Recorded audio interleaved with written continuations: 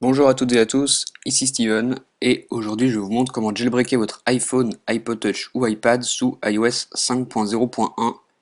Donc moi vous voyez dans mes réglages je suis sous iOS 5.0.1, et pour cela on va utiliser Redsn.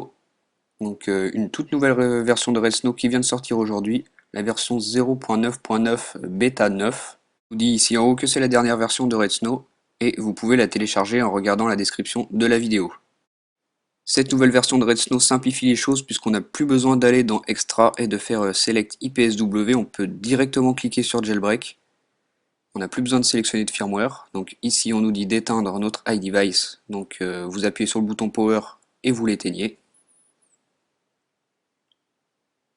Je vais attendre qu'il soit complètement éteint, et ensuite on va le passer en mode DFU. Donc une fois que c'est fait, vous pouvez cliquer sur Suivant, et on met son appareil en mode DFU, donc on appuie 3 secondes sur le bouton Power, ensuite sans relâcher Power, on appuie 10 secondes sur Power et sur le bouton Home, 4, 3, 2, 1, et maintenant on relâche le bouton Power tout en maintenant appuyé le bouton Home en attendant que Redsn réagisse. Voilà, vous voyez que Redsn a reconnu notre appareil en mode DFU, et vous voyez que la procédure de jailbreak commence. À présent vous ne touchez plus à rien et on attend que Redsn fasse son travail. On devrait bientôt avoir une nouvelle fenêtre qui apparaît.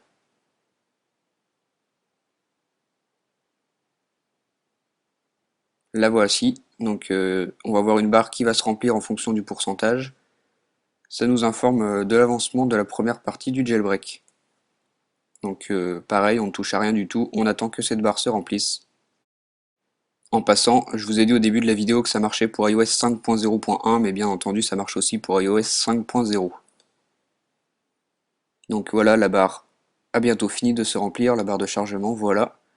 Ici on arrive sur cette page qui nous dit avec des options à cocher, donc on fait Install Cydia, on clique sur Next, et ensuite ici vous voyez cette petite image qui apparaît à l'écran de votre appareil. Donc c'est normal, hein, le jailbreak se passe bien, il suffit d'attendre. On va bientôt avoir toutes les lignes de code qui apparaissent à l'écran. Voilà toutes les lignes de code dont je vous parlais. Et vous voyez qu'un pop-up est apparu également qui vous dit qu'il s'agit d'un jailbreak tethered. Donc ça signifie que vous devez connecter votre iPhone, votre iPod ou votre iPad à votre ordinateur à chaque fois que vous le redémarrez.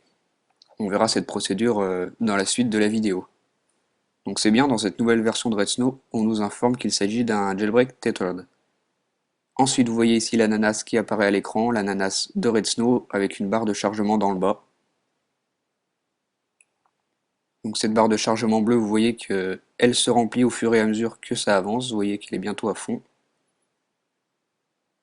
Voilà, elle a fini de se remplir, on va bientôt avoir accès au lock screen. Ici vous voyez la pomme d'Apple, c'est bientôt terminé. Voilà, on a accès au lock screen, donc on déverrouille, comme ça c'est ma carte SIM. Et sur la deuxième page, vous voyez que Cydia a été installé mais que l'icône est blanc, donc c'est tout à fait normal, hein, vous inquiétez pas. Il faut faire un boot tailored pour rendre cette icône marron. Donc vous vous rendez dans Extra ici et sur Just Boot. Pareil que tout à l'heure, on va mettre notre appareil en mode DFU, donc on commence par l'éteindre.